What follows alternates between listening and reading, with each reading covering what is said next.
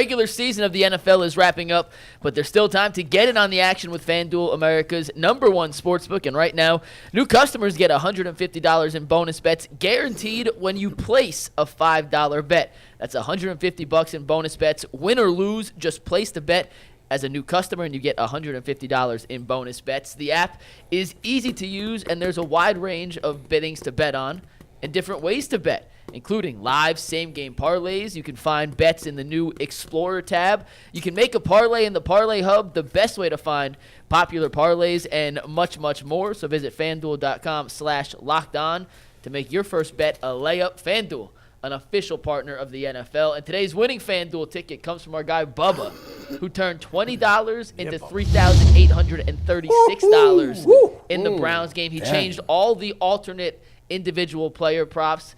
Flacco over 300.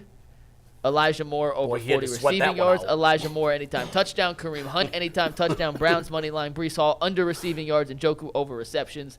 That turned $20 into $3,836. Good for him. And 60%. Hey, that Flacco over 300, he had like 290 in the first half. He had 294. He had to sweat that out, though, because they barely threw the ball in the second half. They just decided to get conservative on us. Man, he had that ticket won at halftime. What are you talking about? Just about, except for that Flacco number.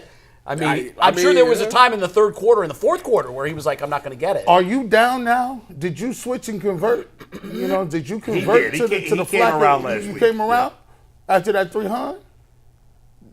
Oh, that's right. You wasn't. He wasn't here. I wasn't here. Right, You know what I'm right. saying? You came around. Listen, I looked right into that Okay. camera Wait, right there. he wasn't down with Flacco? He said he didn't convert. Hold on, let me Go ahead. see. That's what happens when you take breaks. That's what. My mind is, listen, I don't know what you said last week. Anyways, what happened was the conversation was, I said that Joe Flacco's performance, I put an asterisk by it.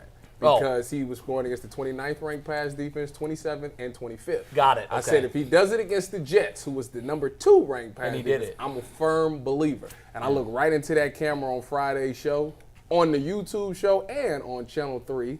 Make sure y'all check us out on Fridays at 12:30 to 1 o'clock. Nice plug. Anyways, I said Joe Flacco, I am wacko for Flacco. Joe Flacco went for over 300 yards. He looked great. Long as he don't turn the ball over, this thing go to the Super Bowl. Wow. All right.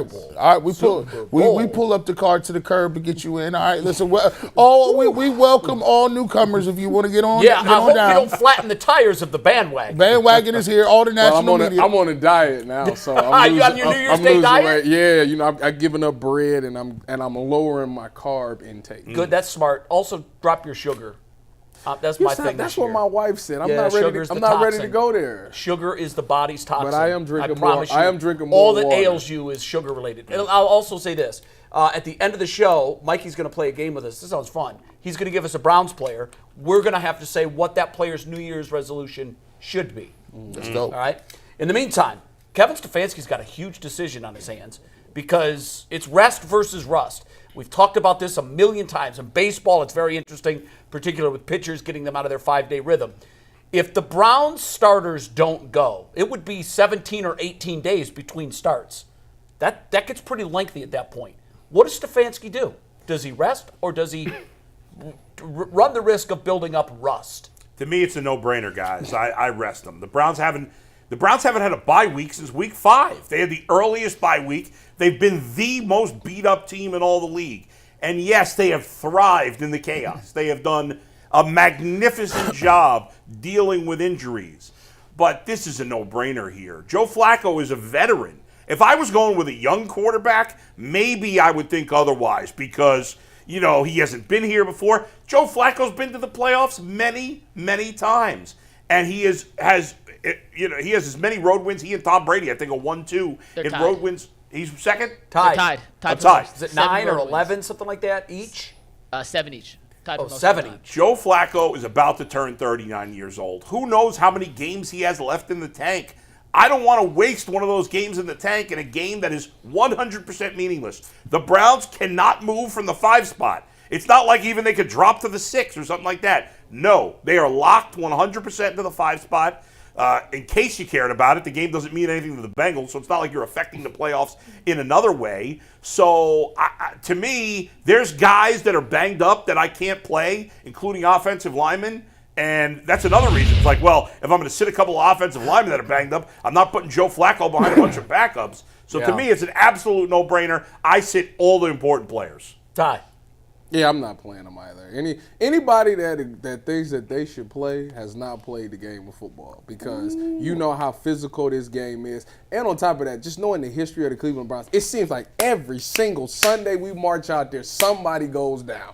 I'm not willing to run the risk. This is the first time we've already had to overcome all this adversity. Let's at least go with at least the core guys that I know can at least make it in the playoffs and be successful. So I'm not running the risk. I'm not rolling nobody out there. The twos and the backups need some reps. These young guys need reps. Just in case something happened, they need to plug and play. We already know it's been next man up, but let's get these young guys some game reps. So if just in case something happens in the playoffs, the lights aren't too bright.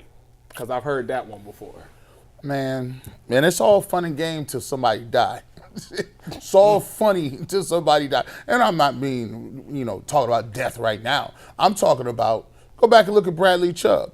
You think they don't want that back? You in the game and they're getting boat raced. They're getting boat raced. That game don't count for nothing. What was he doing on the field? You got one of the best defensive ends. He's playing with a great year, 11 sacks.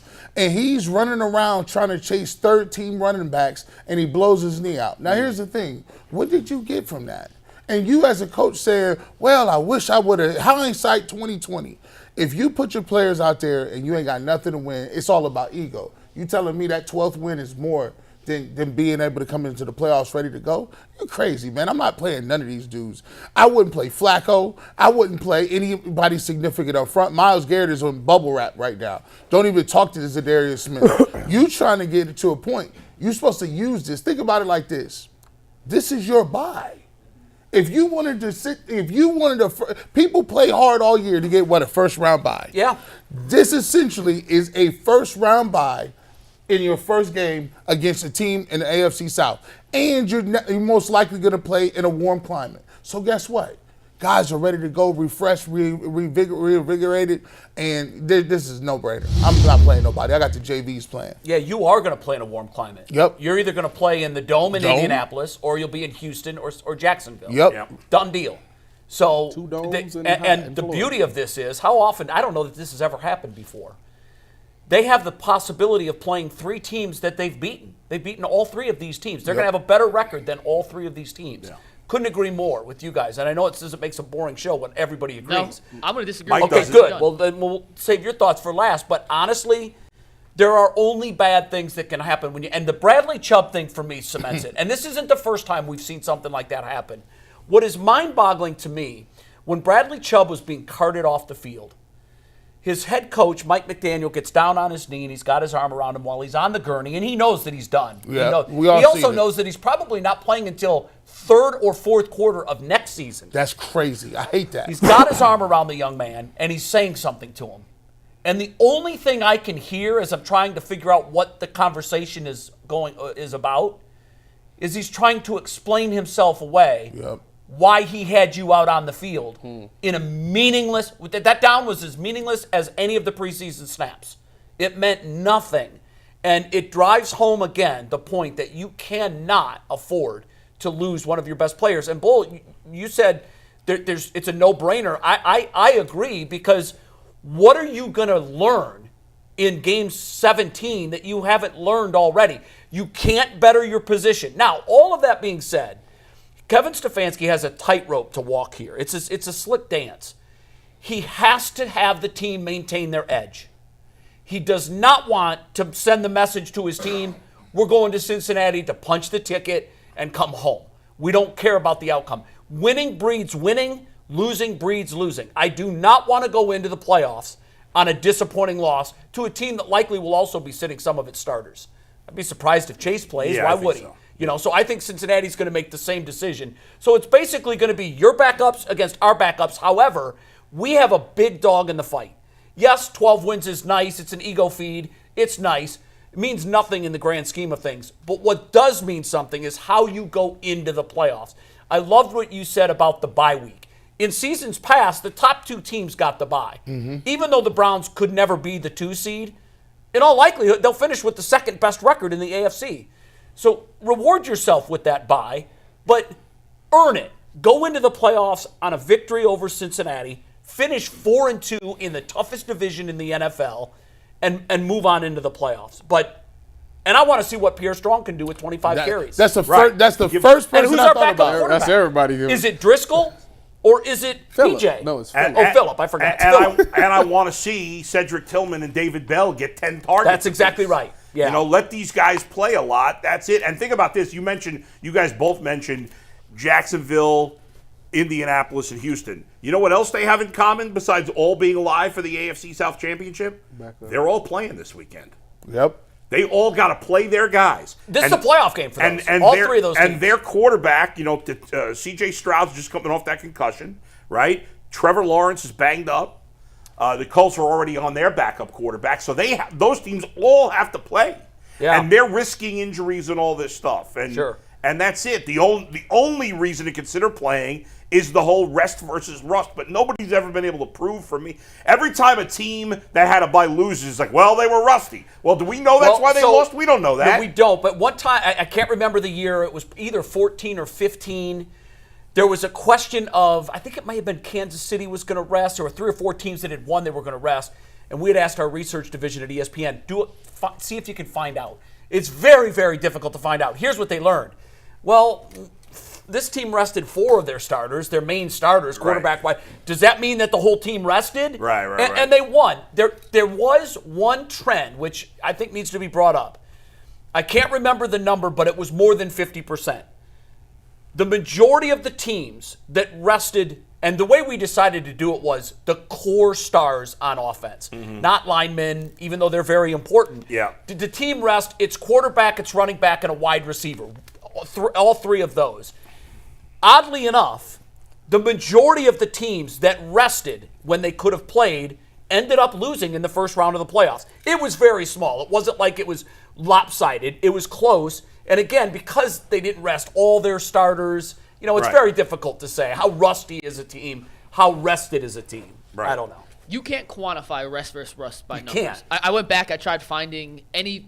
I spent like 2 hours yesterday trying to dig through to find anything I could find to help. It's more of a gut feel. Right. I disagree with you guys in this particular instance. I tried to explain this before the show. In 99 out of 100 cases, I'm with you guys. You rest, get healthy. But in this particular case, with this particular set of circumstances for the Browns, I disagree. And here's why. What we have with Joe Flacco right now, even in our wildest dreams, I don't think any of us could have imagined Joe Flacco playing this well in a Cleveland Browns uniform through 5 weeks. Gee, you're the most diehard, optimistic Browns fan I know. In your wildest dreams, could you have imagined Flacco joining Jim Kelly, Patrick Mahomes, and Peyton Manning as the only quarterbacks to throw for 1,600 yards and 13 touchdowns in a calendar month? I wouldn't say that, but I did say he was going to throw for 300 every game. So he's played great, but he's played even better than the wildest He's played imagination. historically great. Yes. So I didn't see that. yeah, none of us did. I saw him and being a it would have been serviceable crazy. quarterback that gave us a chance. We would have been crazy to predict that And no one saw it coming. And because of that, because Joe Flacco, for whatever reason, he's found the rhythm he's in, the practice schedule, the connection, I am terrified. And yeah, you can say I'm playing scared, and I'll take that. And I hear all the merits to resting. I think that's a very valid case. I am more scared of doing anything to get Joe Flacco out of the current rhythm he's on with, once again, no analytical or statistical backup to prove that this would throw him off his rhythm. Because I think for the Browns to reach their ultimate goal this season, which I think the Browns can win the Super Bowl with Joe Flacco playing at the level he's at right now, Right. I am not risking anything to take him out of that rhythm. And I hear all the risks. Players got hurt all season. Yes. Their offensive line may not have all their starters because Bitonio probably needs a rest more than anyone else. I hear it. You may not have Moore and Cooper. I get it. I'm not even suggesting he plays the full game. Maybe treat it like the last preseason game. He plays a quarter and a half, 4 or 5 series. But make sure he stays in that game rhythm, in the rhythm he's in right now, because if he's not playing at this level, I don't think the Browns can win a Super Bowl. And I tried thinking of the best analogy I could find, and it's probably not great. I tried putting my G. Bush hat on, but this is what I came up with. And if you guys hate it, we'll just never talk about it again. But I think it's kind of accurate. If we hate it enough, we'll always talk about it. Yeah, perfect. Joe Flacco in this current situation with the Browns, and once again, it's not apples to apples, but it's fruit. Joe Flacco in this instance is your dad on Parents' Weekend in college, come with you to the pregame at the frat party, and he steps on the beer pong table, and all of a sudden he hits 4 or 5 shots in a row, and he's like, I got to use the bathroom. Are you letting your dad leave the beer pong table after he just made 4 or 5 shots in a row? He called Island. He's old, could have incontinence. I don't want him pissing himself at the party. Go to the bathroom, Pops. We're finishing this damn game, and then you can take a piss. Piss your pants, but we ain't getting off the table. Knowing my dad's I am bladder. not letting Joe Flacco leave the table till the job is done. You're basing this all on like nonsense, non-factual beliefs. And resting guys, Like as we just proved, has no factual backing it's a that it feeling. actually helps. Yeah, I think he is. I think you're right, but I think we are too. I mean, my gut. Here's what I would ask you to do: put yourself in Mike McDaniel's situation. You look a lot like him. No. Here's the difference. I said this on the You show I look did a yesterday. lot like Mike I McDaniel thought- thing was coaching malpractice. There was 0 to gain by Bradley Chubb being in the game. Well, down hold on. 30. What? I got it. Wait a There's minute. 0 to gain. I got a question for you, At least in McNugget. this instance, and then Tyvus, you could ask your question. At least in this instance, you could see the other side of not wanting to get out of Okay, a rhythm. but now you're Kevin Stefanski. Yes. Flacco gets blindsided first play of the game, carted off on a gurney. Yeah, I feel like Season's dog You over. don't have to have feel like one dog crap. conversation with Joe Flacco. Put your arm around him and say, "Sorry, kid, I just woke you up in the middle of your craziest fantasy dream. I'm sorry, you're back to reality." You have to have 53 of those conversations. No. You have to look Myles Garrett in the eye, who may be no closer to his ultimate team goal than he is right now. He has to You look have to all of look us him in in the the eye. eye. You have to look Browns Nation in the eye. You have to look Jimmy Haslam in the eye. And you have to hear in your head, and now you're starting lineup for the Cleveland Browns against Jacksonville. At quarterback, Jeff Driscoll. And all eyes are going to turn to you on the sideline. Okay, you ready for that? The Well, as season's Tyvus said- over. as Tyvus If Joe said last Flacco week, gets they can hurt, win the a Super Bowl. season's over. TJ. That's it. End of situation. Exclamation point. They're not beating anybody with those two guys. Whoa. And that's why I think you got to keep Joe Flacco in this zone. It's like a shooter, Jay. You're pitching, right? I get it, but he's So my thing. already 2 quarterbacks have season-ending injuries in this offense. I hear it. With this line. Like I said, I I totally just get the other don't side of wanna- it. I totally understand the hesitation, the scare. I totally get that. And like I said, McNuggets. in 99 cases out of 100, I'm actually with you guys. I just think this He Joe had Flacco 11 magic months in a of bottle rust and is so jumped off different. his And it couch didn't matter. with the soda in one hand and a bag of popcorn in the other and has never played better.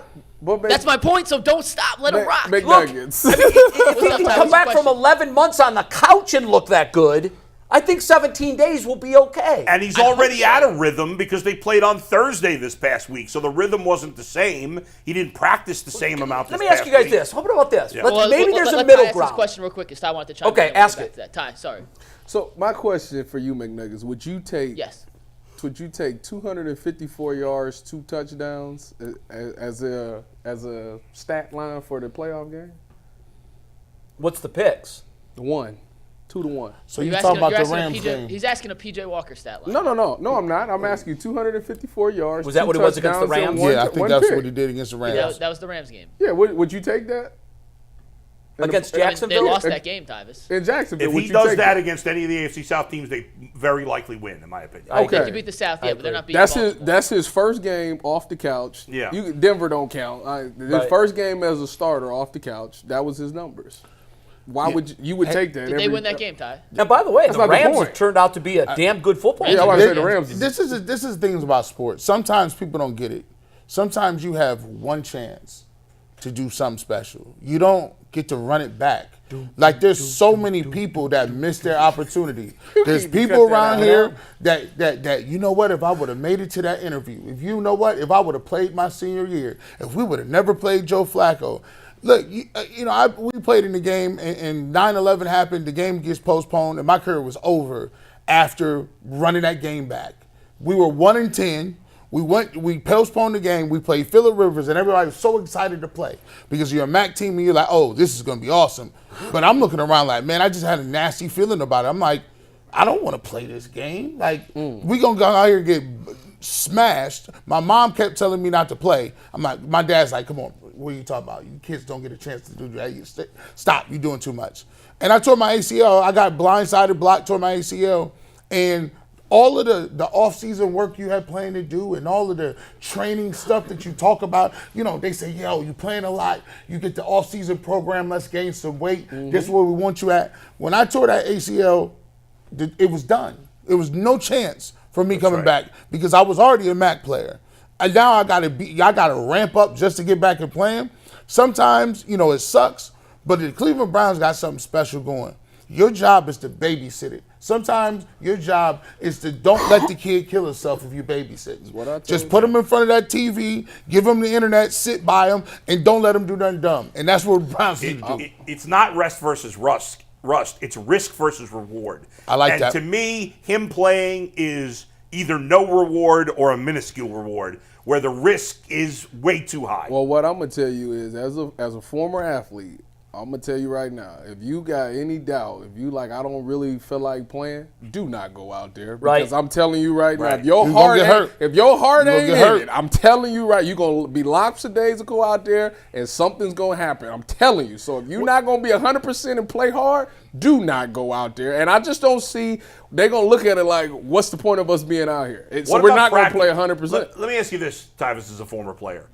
Would you have them, even though they're not going to play? They're practicing. They are practicing. Right? Practice. Yeah, yes. You ain't getting out of that. You are still practicing. A risk of injury, much less. Is there middle ground?